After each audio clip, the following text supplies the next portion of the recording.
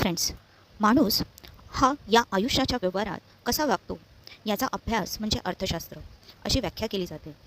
आणि रॉबिन्सन यांची व्याख्या जर बघितली, उद्दिष्ट आणि अपुरी साधनं यांच्यातील संबंध जोडताना माणूस कसा वागतो याचा अभ्यास म्हणजे अर्थशास्त्र. अर्थशास्त्राचे अनेक प्रकार आहेत. त्याच्यापैकी 2 प्रकार मुख्यतः आपल्याला अभ्यासाला मिळतो. पण अर्थशास्त्र हा शब्द आपण जेव्हा उच्चारतो, फार पूर्वी याला पॉलिटिकल इकॉनॉमिक्स असे म्हणायचे 1870 सालापर्यंत. आणि नंतर ॲडम स्मिथने हीच टर्म्स वापरली.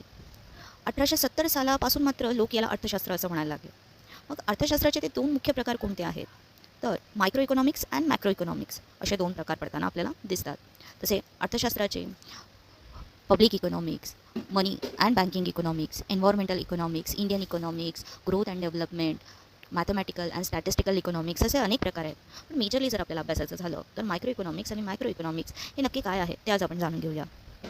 जर आपण अंशलक्षी अर्थशास्त्र ह्याचा अभ्यास करायला गेलो तर ह्यामध्ये आपल्याला मुख्यतः त्याच्या अर्थातूनच बऱ्याच गोष्टी समजतात.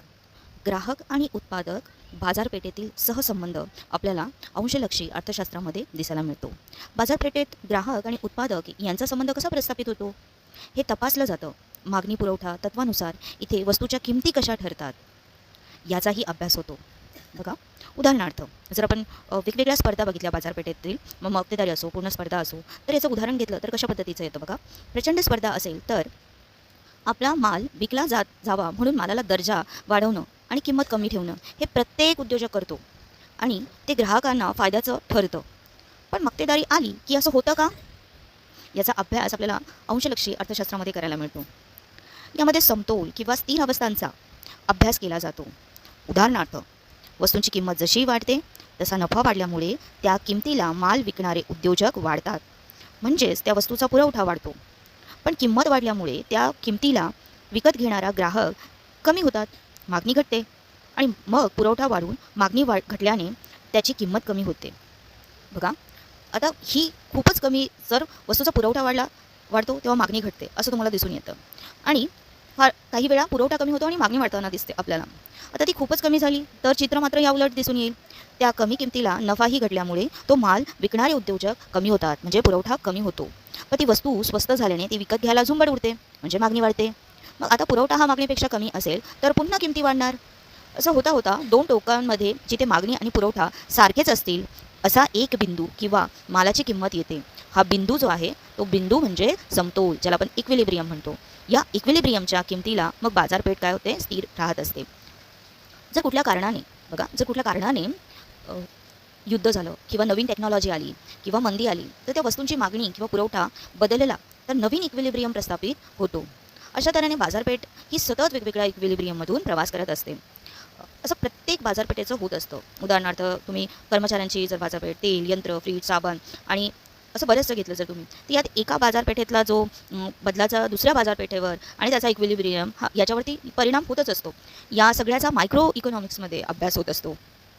यात एका बाजारपेठेत उदाहरणार्थ कर्मचाऱ्यांची अशा तऱ्हेनं बदल असताना इतर बाजारपेठ न बदलता तशाच आहेत असं मानलं आपण तर तो कर्मचाऱ्यांच्या बाजारपेठेतील इक्विलिब्रियम येतो.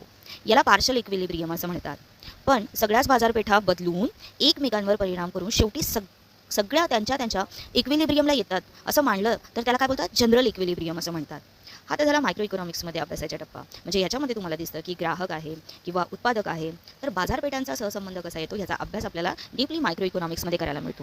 आता मॅक्रो इकॉनॉमिक्स काय आहे, जसं आपण बोलतो की सूक्ष्मलक्षी म्हणजे अंशलक्षी याच्यामध्ये आपण एखाद्या ग्राहकाची निवड कशी असेल, एखाद्या वस्तूची किंमत आणि मागणी कशी असेल याचा कंपनीचा आणि त्याचा नफा म्हणजे फर्म्स, उद्योग ह्याच्या संदर्भात जेव्हा विचार करतो तो सूक्ष्मलक्षी किंवा अंश असं म्हटलं जाईल.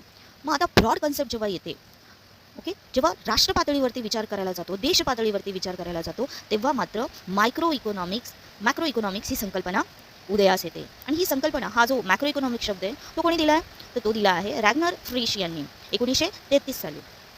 आता बघा, राष्ट्रीय उत्पादन, उत्पन्न, खर्च, बेकारी, महागाई, व्याजदर, सरकारी कर, खर्च, परकीय चलनाचे दर, राष्ट्रात एकूण होणारी बचत, गुंतवणूक, आर्थिक वाढ या सगळ्यांचा अभ्यास ह्यामध्ये केला जातो. एवढंच नव्हे तर सगळ्यांचा एकमेकांवरती काही ना काही परिणाम होत असतो, ते तपासलं जातं. बरं, ह्यामध्ये महागाई आहे ती कमी का होत आहे, व्याजदर वाढल्याने होत आहे का, त्यातली उद्दिष्ट काय आहे, देशाचा पैसा पुरवठा कमी करावा म्हटलं तर त्यामुळे गुंतवणूक कमी होऊन बेकारी वाढू शकते. म्हणजे एक एक जर आपण शांत करायला गेलो तर दुसरं काही ना काहीतरी मूळ उपटून येते असं आपल्याला जेव्हा भास होत असतात तेव्हा सरकार जे कर किती लादावं किंवा खर्च कसा पद्धतीने करावा, बजेट कसा असेल, म्हणजे सरकार खर्च हा सरकारी करांपेक्षा जास्त होतोय का, तो असावा का का नाही असावा, या सगळ्या गोष्टींचा विचार ह्यामध्ये येत असतो.